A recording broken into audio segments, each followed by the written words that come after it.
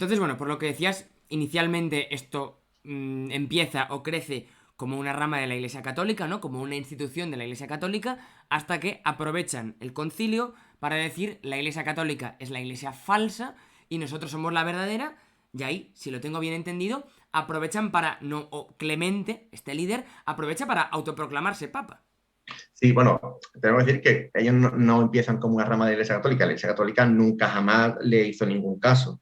De hecho, el representante de la Iglesia Católica en Sevilla, el arzobispo de entonces, lo repudiaba y combinaba a su rebaño, a sus fieles, a no ir al Palmar de Troya y a dejarlo de lado y, por supuesto, no darles dinero ni darle pábulo a nada de lo que decían. Es decir, ellos primero estaban ellos respetaban a la Iglesia Católica, estaban bajo su paraguas y a raíz de esta radicalización que digo, ya ellos fue cuando dijeron, bueno, aquí tenemos el nicho de si nos enfrentamos a Roma, hay mucha gente que va a tirar con nosotros.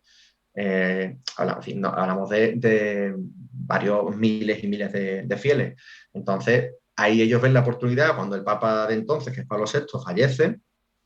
Sí, pues Clemente ni corto ni perezoso dice que como Roma ya no es la que debe dictar los designios católicos, pues y como el próximo papa va a salir de una votación con gente que él considera que no está capacitada para hacerlo, pues él dice que el nuevo papa es él. Y el nuevo papa es él. Es verdad que con esta deriva pierde fieles, eso es verdad, porque la gente, a ver, es un mensaje difícil de tragar incluso para los más convencidos, que un señor que conocen desde hace 10 años, de repente dice, y que está en un pueblo de Sevilla, de repente él dice que él es la figura que domina la Iglesia Católica, la cabeza de la Iglesia. Evidentemente es una cosa que por muchas ganas que tú le pongas ese mensaje, es complicado de creértelo. Pero perdieron fieles, pero los que se quedaron ya se quedaron para siempre, ya se quedaron entregadísimos. Si has tragado con eso, ya tragas prácticamente cualquier cosa. Has tragado con eso que un señor que cuando se levanta ve a la Virgen y al Espíritu Santo cada vez que quiere. Entonces, si tú te has creído eso, tú ya te crees lo que sea. Entonces, a partir de ahí, bajo su presencia en medios de comunicación, bajo su presencia en numérica en algunas ciudades, pero les dio para estabilizarse y seguir su aventura durante décadas y décadas. Y a partir de aquel momento, años 78 por ahí, entiendo que empiezan a funcionar como una iglesia paralela, con sus fieles, sus costumbres, un rito que entiendo que es relativamente parecido al católico, y a vivir. Sí, sí, exactamente. Ellos son como la exacerbación de lo católico antiguo. Entonces, señalan en líneas rojas, que ahora son impensables para cualquier los católicos actuales, supongo, pero ellos son, todo lo de antes era mejor. Ese es el secreto, que al final es una cosa que siempre ha funcionado en todos los ámbitos de la vida. Entonces, lo de antes era lo bueno y así van. Solo que, claro, ellos funcionan con unas normas que no es que sean de los católicos de los años 70, sino que son del año, ni se me ocurre de qué año son. Es decir, ellos empiezan a decir lo que sus fieles pueden vestir, lo que sus fieles pueden ver en televisión. Bueno, de hecho no, no podían ver la televisión. Ellos empiezan a controlar toda su vida, empiezan a disminuir la esfera individual de sus fieles a lo que ellos digan. ¿Por qué? Tienes una persona, más sencillo es que te haga caso solamente a ti. Entonces, ellos se establecen como una iglesia paralela y ellos dicen que son la verdadera, por supuesto, y con los fieles que tienen les van coartando poco a poco su libertad, porque lo dice el Papa, y empiezan a eso. Esta historia se suele contar en forma de broma y evidentemente tienen muchísimos argumentos para hacerlo así, pero y así está recogiendo el libro. Hay muchas partes que no estén escritas con una voluntad cómica, el mero reflejo de los hechos, ya según me cuentan los lectores, ya se ríen, la verdad, pero también tiene la otra parte, la parte en la que un montón de personas pierden a familiares, pierden su vida, se arruinan económicamente por hacerle caso a lo que dice un señor desde Sevilla, y a lo mejor ellos están en Irlanda o ellos están en Estados Unidos y le hacen caso y son prácticamente unos apestados dentro de sus comunidades y van poco a poco malgastando sus vidas o entregándolas a una causa que ellos creen verdadera. Y eso es lo que hizo Clemente y Manolo a partir de eso, de los años 80, encerrarse en sí mismo y lo que antes era todo aperturismo y conseguir cuanto más fieles mejor, ya nos quedamos con los que tenemos e intentamos ponerle la correa para que ellos no se nos vayan nunca. Y bueno, y así fueron avanzando. Y luego, Clemente, ¿no? Él pierde los ojos en un accidente, pero él mismo profetiza que no sé qué día la Virgen le va a devolver la vista. Sí, claro.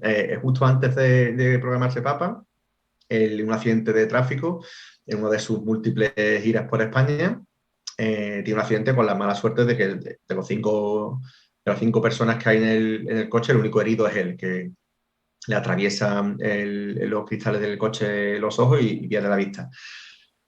Él, bueno, la personalidad de Clemente cambia completamente y lo que antes era todo ese cachondo y charachero y tal, de repente se convierte en un pelele prácticamente del segundo de a bordo, que era Manolo, y ya lo sacan ahí como el payaso triste que cuando toca la función, el acto multitudinario, pues va y lo hace.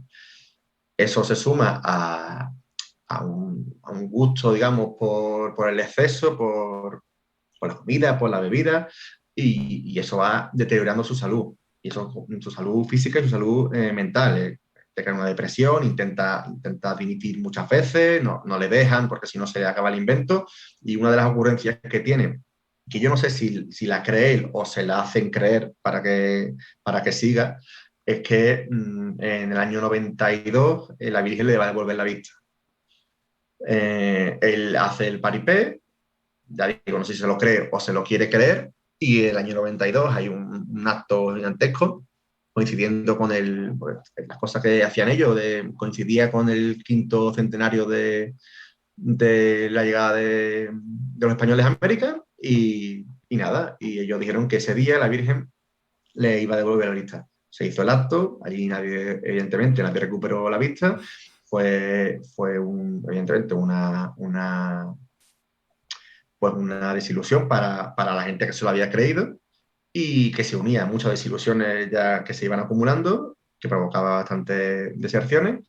Y nada, esa es la duda, si él se lo creía o se lo hicieron creer para que aguantase, porque después de ese acto volvió a intentar dimitir y lo tuvieron que de nuevo convencer para que no se fuera. Y lo has dejado un poco deslizar ya ahora, pero al Papa de la Iglesia Palmariana se le veía en Sevilla de bares, borracho, con lo que podría llamarse mala vida. Sí, sí, sí, claro. Hombre, mala vida si eres papa, sobre todo, porque bueno, en Sevilla, en Utrera, que es la población que está al lado de Palma de Troya, y en cualquier parte del mundo. Los viajes que este hombre hacía iban con sus séquitos y se iban a lo mejor 10, 12 sacerdotes, bueno, que ellos llamaban sacerdotes, y se iban a los mejores hoteles de Europa, nos centraban en el restaurante que fuese, con la bolsa llena después de haber ido a la parroquia X, porque esta dinámica que te he descrito antes de los años 70 se mantuvo siempre. Entonces ellos ya iban, me invento, a la parroquia de Múnich, y allí tenían no sé cuántos millones que le daban, y a 12 millones de pesetas de la época, que era mucho dinero. Y a lo mejor la ruta por Alemania terminaba con varios millones. Entonces eso pagaban las comilonas, las borracheras que cogían, y en los mejores restaurantes, los mejores hoteles, y cuando terminaban la ruta, volvían a Sevilla y le entregaban lo que le quedaba a Manolo, que el que llevaba las cuentas. Pero sí, era bastante curioso, y mucha gente que yo he entrevistado para el libro, de mayor que yo, ¿no? Porque yo en esa época evidentemente no estaba por ahí, pues cuando nombré que sí, que era habitual en muchos restaurantes de la zona de Sevilla y de Utrera ver a 8 o 9 personas vestidas de sacerdotes, eh, pues emborrachándose durante horas y horas, y Clemente ya con escenas prácticamente de bacanales romanas, de vomitar para seguir bebiendo. Así que sí, era una imagen muy poco habitual, y gente que se lo toma a cachondeo, gente que lo consideraba grotesca, pero, bueno, un poco habitual, me refiero a un poco habitual ver un sacerdote, un tío vestido de sacerdote. Realmente era una forma, creo, simple. Tampoco quería psicoanalizar yo al personaje, que no sé quién, pero una forma de aguantar, de decir, bueno, a mí me obligan a estar aquí y yo no puedo hacer otra cosa en la vida, todo lo que tengo se lo debo a esta organización, a la gente que me da el dinero, y yo estoy ciego, estoy depresivo, lo que hago es tirar para adelante con una adicción, incluso podemos decir, a la comida y a la bebida.